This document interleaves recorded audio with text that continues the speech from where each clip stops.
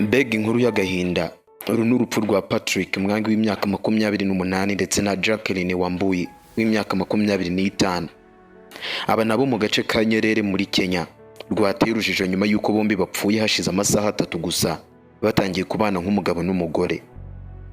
Ku itariki 9 z'uku kwezi ahagana saa 10 z'umugoroba, Wambui yageze kwa Mwangi aho bari bagiye gutangira kubana nyuma y'imyaka igera kuri 3 bakundana.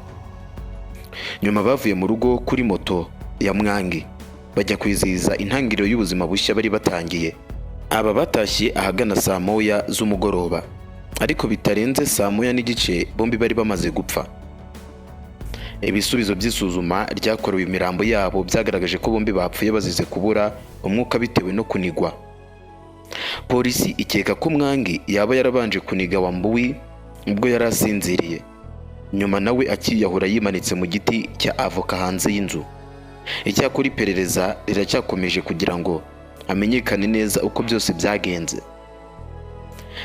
Abaganga babitse kandi ibipimo by'amaraso yabo kugira ngo hakorwe ubundi bushakashatsi bugamije kureba niba hari inzoga cyangwa ibindi bintu byaba byaragize uruhare muri urwo rupfu rwabo. Ku munsi bapfuyeho bivugwa ko bari banyuze mu tubari two muri Maragua ndetse na Gakoyigo, ndetse bagasura bamwe bo mu muryango wa Mwangi mbere yo gusubira mu rugo. Umuyobozi wa polisi mu ntara ya Muranga, Kreti Kimayo, yavuze ko ibimenyetso bya mbere byerekezaga ku kuba umwe muri bo bombi yaba yarishe mugenzi we mbere yo kwiyahura, ariko polisi ikomeje gusuzuma n'izindi mpamvu zishoboka. Nubwo Mwangi na Wambui bari bamaze imyaka hafi 3 bakundana, imiryango yabo ivuga ko umubano wabo warangwaga no gutandukana no kongera kwiyunga kenshi. Nyina wa Mwangi, Bira Wangale, yavuze ko yagiye agira uruhare mu nama nyinshi zo kubunga. Amakimbirane yabo yarashingiye ku mafaranga, telefone, uburyo babanaga n'imiryango yabo ndetse no kutizerana.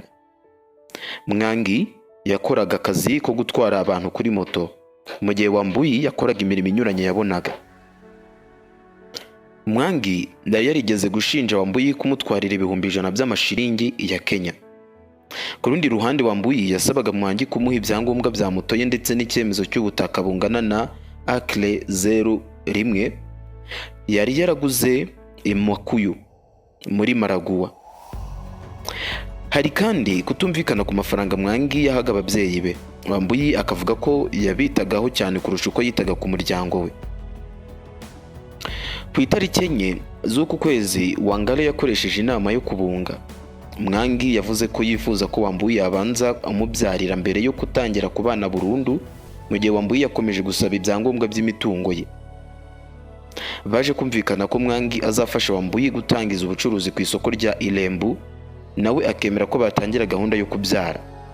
Nyuma y'iyo nama, Mwangi yahaye nyina ibyangombwa bya moto n'iby'ubutaka ngo abimubikire, avuga ko atari yizeye Wambui. Ku munsi wo ku itariki ya 6, Wambui yahamagaye Wangale amumenyesha ko yari yafashe umwanzuro wo kubana na Mwangi kandi ko yagombaga kwimukira aho yabaga ku itariki ya 9. Uwo munsi yarahageze ahagana saa 10 z'umugoroba. Nyuma yo gusubira mu rugo ahagana saa 1 z'umugoroba, Wangale yavuze ko Wambui yasaga n'uwasinziriye cyane kandi wananiwe, mu gihe Mwangi nawe yasaga n'uwanyoye inzoga. Mbere yo gusubira mu nzu ye, Mwangi yagiye kureba ababyeyi n'abavandimwe be, aganira na buri wese mu buryo nyina yaje gufata nk'aho yari arimo kubasezeraho. Yanabwiye mama wiwe ko Wambui yari yashyize ku mbuga nkoranyambaga ifoto y'undi mugabo akanayimwoherereza, ngamubwira ko ntamufata neza yari kuzamuta akajya kuri uwo mugabo. Wangale yaje kugira impungenge, afata itorosha ajya kureba umuhungu we.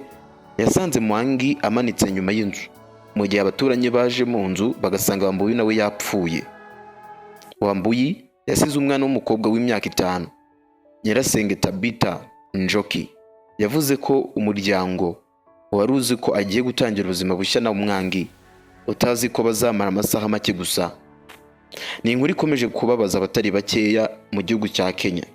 Nawe utekereza abantu biyemeje kubana nk'umugore n'umugabo, nyuma y'amasaha 3 gusa uwo mwanzuro bawufashe bakahita bitaba Imana, bakomeze bagire iruhuko ridashira. Ariko nkwibutse ko hano kuri Inkuru TV, ariho tuganira ku nkuru zidasanzwe, izabayeho n'izindi zigenda zigarukaho umunsi ku munsi. Ukande subscribe niba utarigeze ubikora, uduhe n'igitekerezo cyawe hasi muri comment, ukande na like. Mugire ibihe byiza.